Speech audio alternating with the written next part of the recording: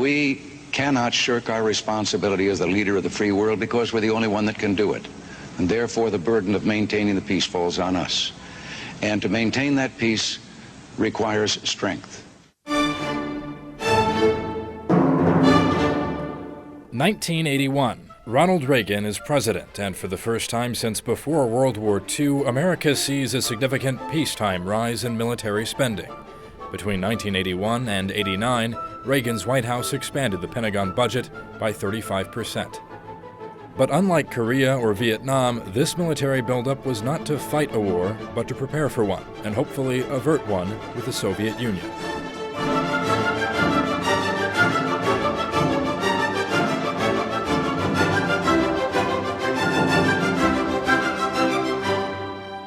I urge you to beware the temptation of pride, the temptation of blithely declaring yourselves above it all and label both sides equally at fault, to ignore the facts of history and the aggressive impulses of an evil empire, to simply call the arms race a giant misunderstanding.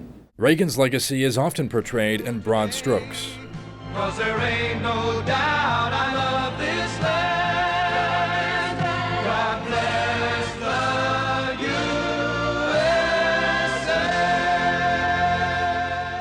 30 years later, he's celebrated by conservatives as the man who ended the Cold War. Who is your favorite Republican president?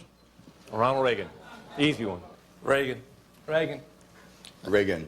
Okay, everybody got that one right? Critics point to his excessive spending, doubling the national debt, and to his cuts to domestic aid programs and welfare.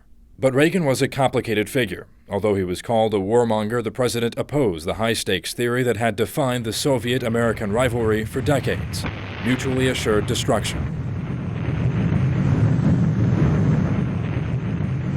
Is there either logic or morality in believing that if one side threatens to kill tens of millions of our people, our only recourse is to threaten killing tens of millions of theirs? So Reagan's Manhattan Project would be not the creation of a weapon of mass destruction, but the technology to stop one in midair, a space-based missile defense system known as Star Wars.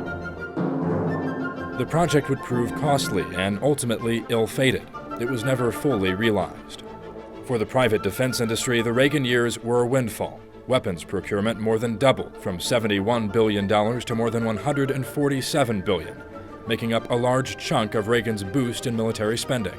But while the Pentagon's budget ballooned, other programs and departments were starved of funding.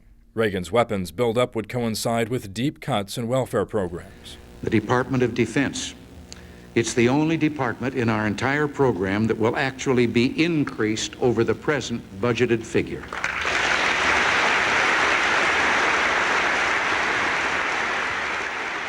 This was the realization of what Dwight Eisenhower had warned against, a shift in budget priorities that put more money toward weapons and less toward putting food on American tables.